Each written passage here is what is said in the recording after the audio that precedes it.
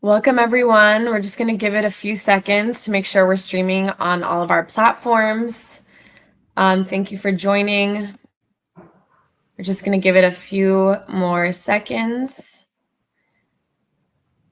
All right. Welcome, John. Thanks for joining us. Thank you. All right. Let's see. I think we're good to start. All right. Well, welcome, everyone, and thank you so much for joining us for our Justice in Every Breath Instagram series. For those of you who are new to Moms Clean Air Force, we're a community of 1.6 million caregivers, dads, moms united to protect children's health from the impacts of pollution and climate change.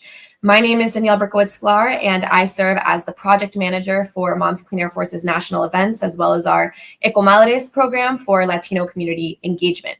And today I have the absolute pleasure of speaking with John Morales, an Emmy Award-winning meteorologist and hurricane specialist with over 40 years of experience, reporting for stations like NBC6 Miami, serving as a meteorologist for NOAA, and providing expert meteorological consulting through the firm he founded, ClimaData.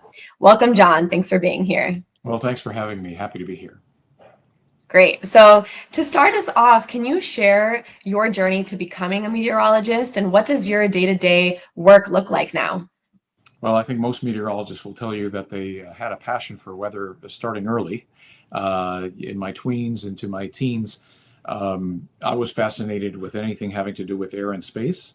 Thought about being a pilot, thought about being an astronomer, but converged on meteorology when, after many years of tracking hurricanes on these little hand hurricane tracking charts, there was a big one in 1979 that just missed Puerto Rico, then hit the Dominican Republic. It was called Hurricane David, and I think it was the clincher.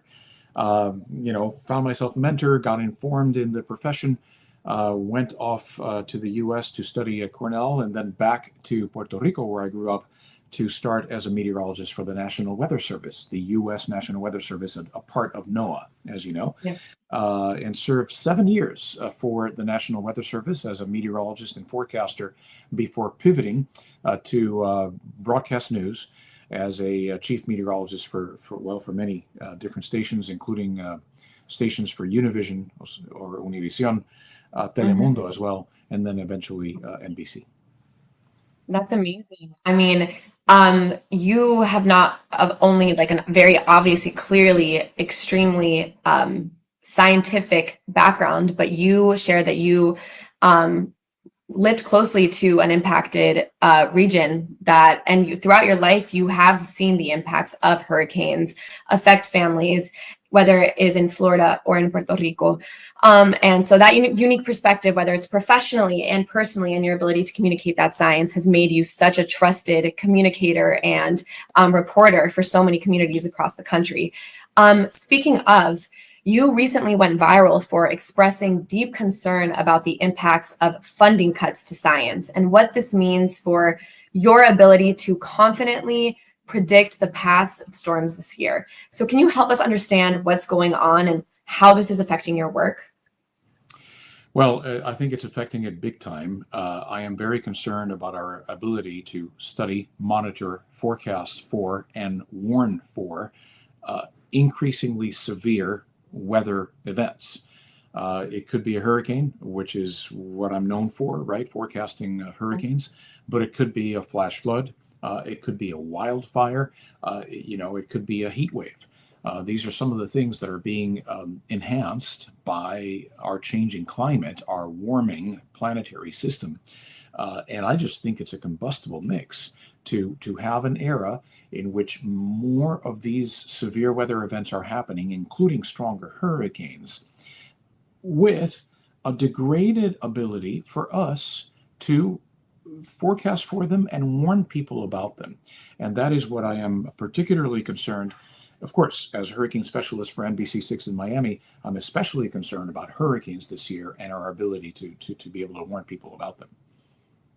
Yeah, I mean, that sounds really scary, right? Like you're someone that people rely on in moments of crisis and of chaos. And so we rely on your ability to be able to confidently report that information to us. But what gives us hope is having people with platforms and expertise such as yourself ringing the alarms and sparking real awareness. So we're very grateful for you for your joining us today. So let's talk a little bit about what this means for public health, especially during hurricane season, as you know, it's coming up soon, and Floridian families are preparing for it. How does the erosion of science-based forecasting put individuals and families at greater risk when it comes to preparing for and responding to extreme weather events? Well, so the peak of the season is indeed ahead of us. And I want people to realize that even though June and July have gone by pretty much with a very tepid Atlantic, not much activity in terms of windstorms, although a couple of the tropical storms did indeed produce very high rainfall rates and some flooding. June and July have nothing to do with what will happen in August, September, and October during the remainder of the season. In 2024, last year, 10 of the 11 hurricanes that formed after the end of July. So we have a long, long road ahead of us. This hurricane season is forecast to be more active than normal. There is, because of climate change, a propensity for tropical storms around the world to become very strong and go through rapid intensification cycles much more frequently. That means that any system that's out there has a chance to become a Category 3, 4, or 5 hurricane, and those are the most devastating and catastrophic ones. Now, studies show that when lives are ruined, so yes, hurricanes take lives. They cause deaths. We understand that, and in recent years we've had terrible examples, including Hurricane Helene just in 2024. But let's talk about hurricanes ruining lives, right? The economic impact, which oftentimes is really impossible to recover from. Okay, I'm talking about families that are financially distressed. As in the state of Florida, the majority of families are financially distressed. So, I mean, I know you see the glitzy magazines of, the coastline in Miami and all those fabulous condos. But folks need to realize that the majority of Floridians live paycheck to paycheck. So when a hurricane comes and a hurricane causes damage, a lot of those folks don't have insurance. A lot of those folks lose their life savings, and lives are economically ruined. Lives are also ruined health-wise.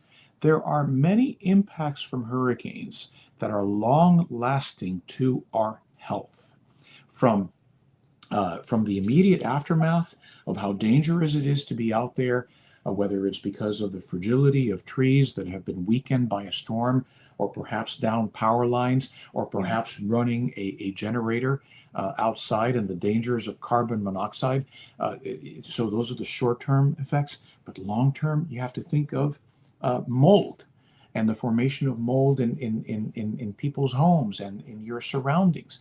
You have to think of the economic impact in the area, which lessens the overall health of the area too. When an area is poorer, it generally has less health because you don't take care of you and your family because you don't have the money to do so. So these are long-term impacts that I'm talking about. And when we can't properly forecast for and monitor tropical storms and hurricanes, we're putting more people's lives at risk, whether it's for a ruined health and economic condition or the actual loss of life. This is unnecessary. We don't need to go through this. These agencies like NOAA and the National Weather Service need to be funded, as they've always been funded, to allow for us to save life and property. Yeah. Thank you. And you touch on so many important topics that really resonate with our messaging and our work with our communities across the country. I mean, it's not just the short-term health impacts that we're seeing, but this is really families having to rebuild their lives, rebuild their businesses, rebuild their homes, their communities. And we really also want to bring attention to how different subpopulations might be more vulnerable. I mean, whether it's because of lower economic resources, so you don't have the actual physical tools to adapt or the ability to even seek shelter elsewhere temporarily, or children. Like, we're so focused on children's health that children rely on parents, on caregivers to take care of them, don't have the ability to adapt to such a changing planet on their own. And so these are things we want to really bring attention to, and we thank you for bringing in that intersectional perspective as well, right? It's the science and it's what's happening at the atmospheric level, but it's also what is happening in real life and how is this impacting families on the ground. And it's happening in so many ways with so many compounding vulnerabilities. So we thank you for bringing attention to that. And I do want to take this moment to let our viewers know that at Moms Clean Air Force and at Ecomadres, we want to help, bridge that information gap too, so that they have the resources they need to prepare themselves adequately. So we do invite people to check out our resources, our, science-based, accessible bilingual resources on our online platforms, at community events, because all families deserve to protect themselves. All individuals deserve to protect themselves. So I am quickly, for some of our Ecomadres audience members, going to switch to Spanish real quick, and then we're going to come back to English. So thanks for bearing with us. Pero bueno, vamos a cambiar un toquecito al español para nuestras Ecomadres. John, ustedes originalmente de Puerto Rico, pero has estado trabajando en Miami, en la Florida, por décadas ya como especialista en huracanes. Como uno de los meteorólogos y presentadores del tiempo de la televisión más respetados, con más de 40 años de experiencia, ¿nos puede hablar un poco sobre lo que estos riesgos climáticos significan para las comunidades latinas, muchas de las cuales viven en zonas o trabajan en zonas más vulnerables a estos eventos extremos y donde se enfrentan a otras amenazas ambientales, ya sean otras fuentes de contaminación, por ejemplo? Sí, definitivamente para nuestras comunidades, para los nuestros, como nos gusta decir, estas amenazas son hasta peores, ¿no? Porque históricamente nos han puesto en las peores partes de la ciudad o en los lugares más vulnerables a, digamos, una inundación. Nos enfrentamos entonces hasta a mayores peligros que las comunidades ricas se enfrentan. Te voy a dar un ejemplo. En muchas de nuestras comunidades, tú no encuentras un árbol por ninguna parte. Y lo comparas, por ejemplo, con las comunidades más ricas de alguna ciudad o alguna región donde hay árboles por todas partes, todo es verde. ¿Saben? La temperatura es tanto más caliente en nuestro barrio que no tiene árboles versus aquellos barrios donde hay cobertura de la sombra de los árboles. Es solo uno de numerosos ejemplos que podemos hablar, ¿verdad?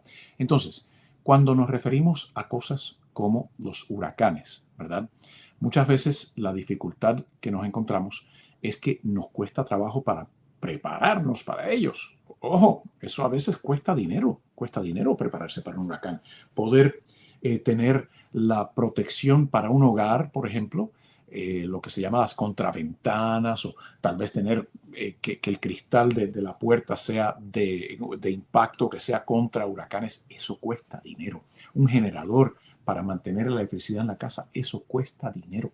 Es difícil, entonces, por lo tanto, a veces prepararnos para los ciclones y me parece que tenemos que, como comunidad, buscar ayudarnos unos a los otros, buscar los mejores recursos, buscar que el gobierno esté ahí para poder salvaguardar vida y propiedad de los nuestros, ¿verdad? Son algunos de los puntos que me parece que son importantes para la comunidad latina. Sí, bueno, y es por eso que es aún más importante tener acceso a esta información clara, bilingüe, basada en la ciencia, especialmente en estos momentos de crisis, de caos, pero más y más con la falta de información correcta, con la información falsa que muchas veces estamos consumiendo. Y en estos momentos tenemos que tenerlo claro, lo que tenemos que hacer y más que nada, si no tenemos los recursos para comprar esas herramientas, por lo menos saber qué es accesible, o sea, qué pasos sí podemos tomar para protegernos durante estos momentos de clima extremo. Entonces, nuevamente en español les invito a que lean nuestra información que tenemos en Ecomadres a través de nuestras redes sociales, nuestro sitio web, diferentes eventos en comunidades que hacemos y que nos utilicen también a nosotras como herramienta, como recurso para aprender más y saber cuáles son esos pasos que sí podemos tomar en cuanto a prepararnos para el clima extremo, para los huracanes o para prevenir los impactos en la salud de diferentes contaminantes del aire. Para eso estamos. Bueno, muchas gracias, John. Voy a pasar otra vez al inglés. Bueno, John, you're based in Miami. I'm actually originally from there as well. And at Mom's Clean Air Force and Ecomelodis, we have a wonderful organizer doing work there across the state.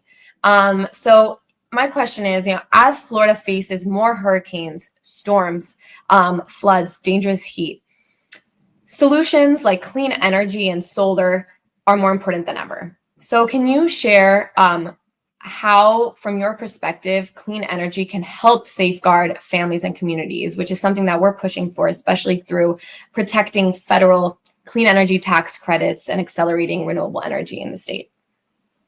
Well, I mean, that's so important. And folks need to realize that regardless of what's happening in the United States at this time, the momentum towards renewable energy and clean energy around the planet is pretty much unstoppable. Now, granted, developing countries are still going to rely on fossil fuels, but this time, as opposed to when we industrialized, right?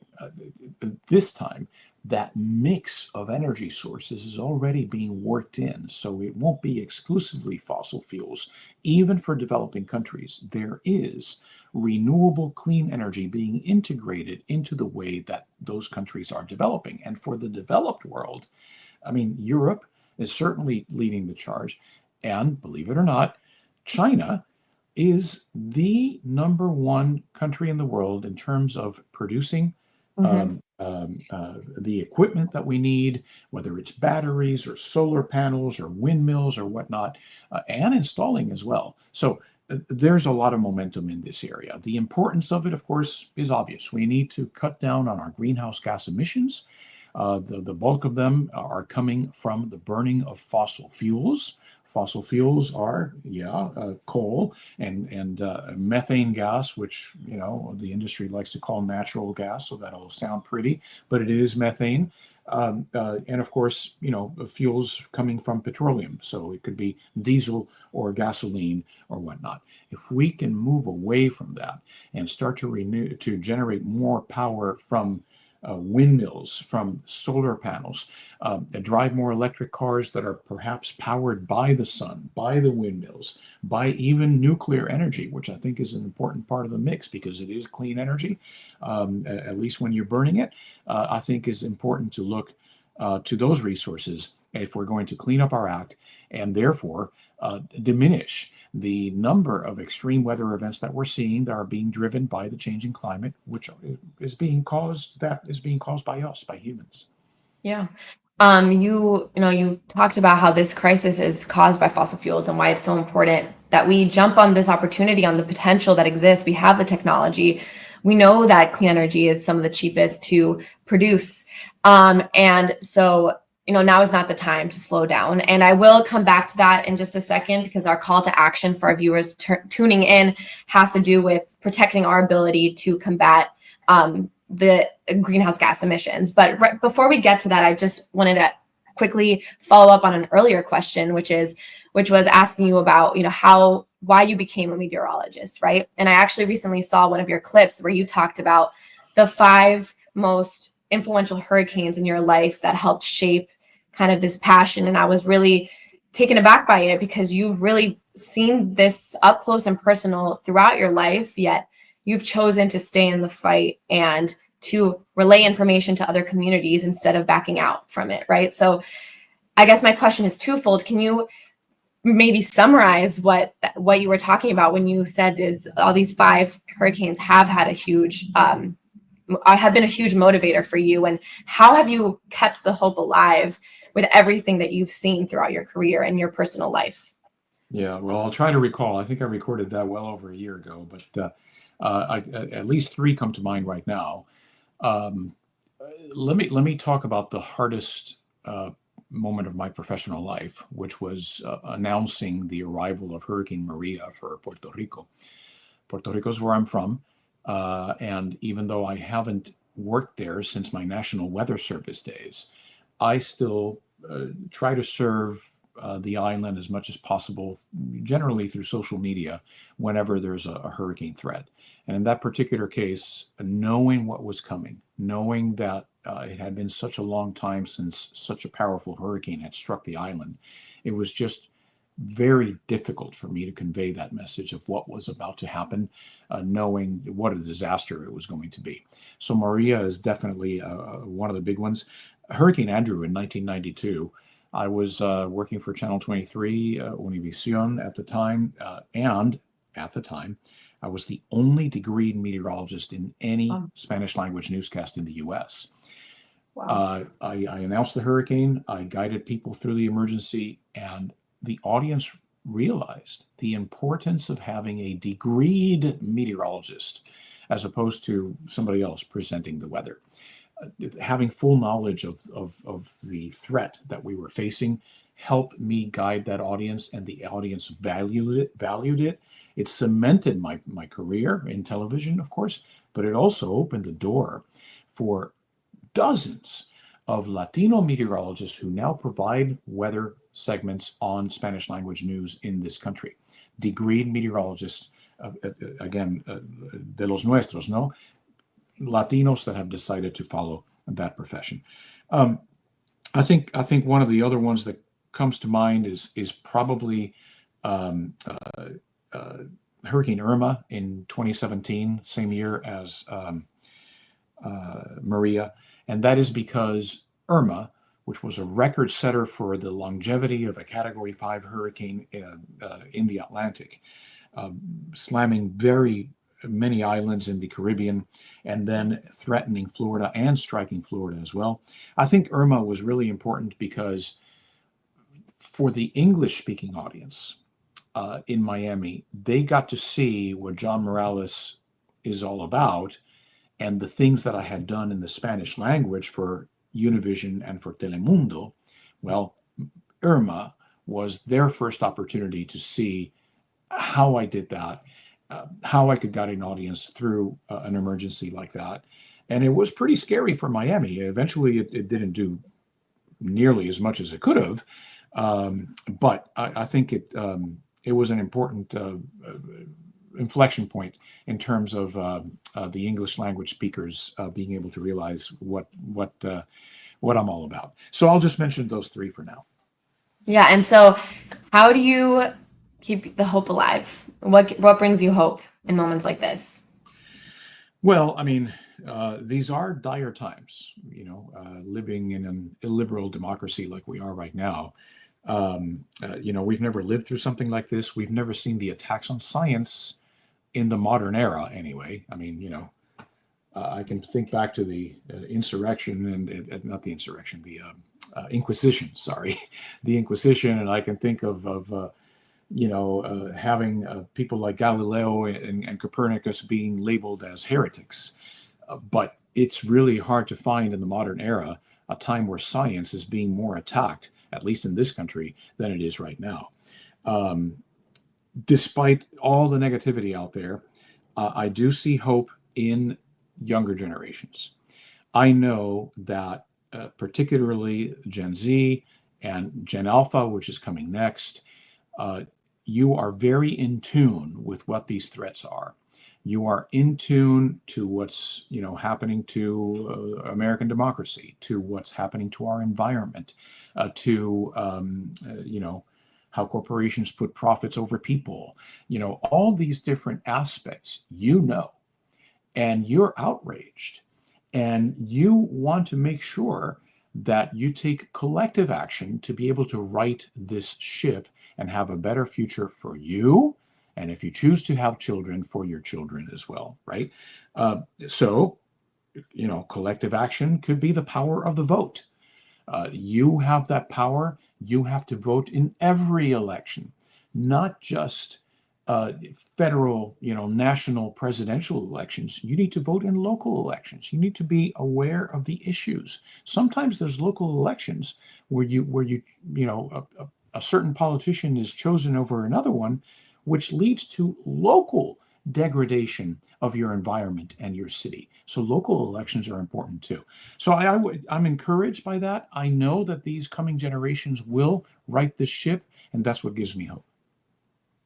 Thank you, John. And I just want to stress that this is an intergenerational movement and battle, and we have so much to learn from each other. And you are such a critical, figure in this movement, and we thank you for allowing us to rely on you for science-based reporting and forecasting and communications, and for also paving the way for so many other Latinos and Spanish speakers to be able to have a platform as well on all these TV stations across the country. So with that, I'm going to say thank you very much to John. We are really, really appreciative for the, half an hour that you took with us today. And for everyone tuning in, we love to leave our audience members with a call to action. Sometimes these conversations can be a little bit heavy, but at least for me, it helps to know that there are small actions that we can take every day. And especially if you're, a parent or a caregiver or you're just a very busy person, we want to make that as easy as possible. So as soon as we close out here, you'll see a QR code on the screen and a link. And what we're asking you today is to add your voice to a petition where we are fighting to protect the endangerment finding. The endangerment finding is the legal and scientific foundation for how we cut climate pollution, for how we cut greenhouse gas emissions as per the Clean Air Act. Weakening this endangerment finding would jeopardize any efforts to do that, and thereby endangers the health and safety of families and communities across the country and globally facing worsening extreme weather. Thank you for signing on and for joining us today. Thank you, John, and to everyone who made this possible.